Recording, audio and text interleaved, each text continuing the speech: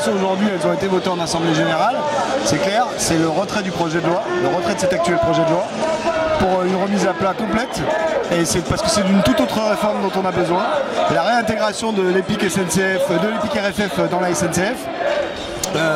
Le maintien de nos conditions de travail qui sont le fruit de dizaines d'années de lutte, parfois à main armée pendant la résistance, et aussi évidemment la refonte du monopole public ferroviaire de la SNCF, du transport de marchandises et de voyageurs au service des intérêts populaires.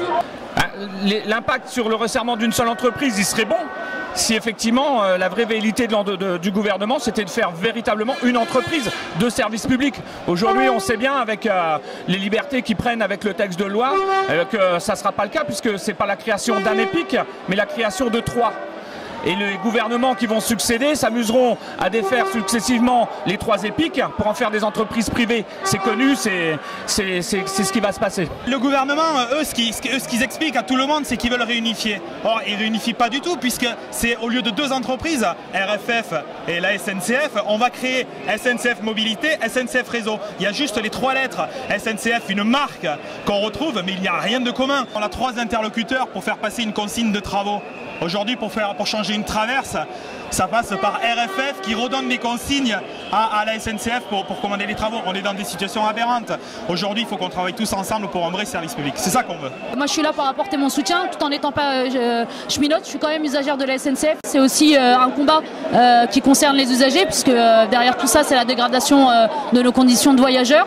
La dégradation, y compris en termes de sécurité, en termes de desserte de gare, puisque ce qui va être privilégié, c'est tout ce qui est rentable au niveau du chemin de fer.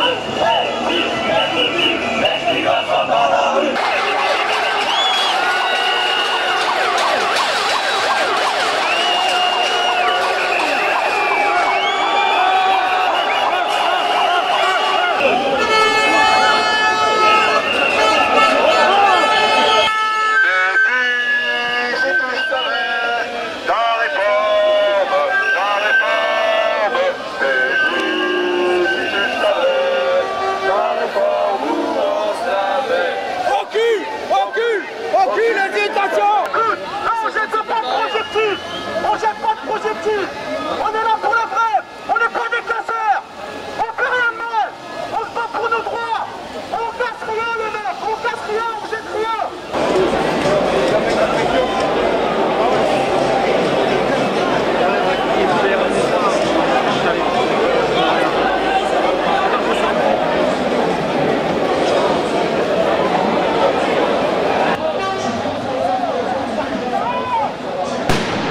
Aujourd'hui, ce qu'on veut, c'est que les cheminots soient pris en compte parce qu'on est les premiers acteurs du rail.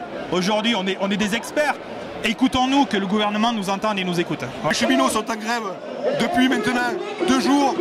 Le ministère nous recevait ce matin dans une rencontre qui a duré 4 heures.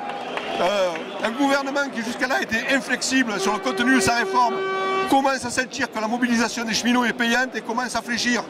Nous, ce que nous disons aux cheminots aujourd'hui, c'est que nous sommes sortis du ministère avec un document de 6 pages que nous n'avons pas encore analysé ni décrypté.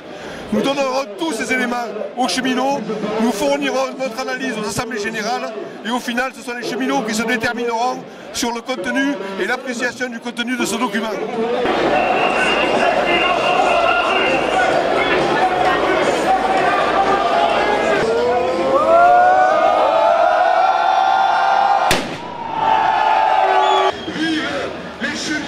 Vive le service public, vive la SNCF.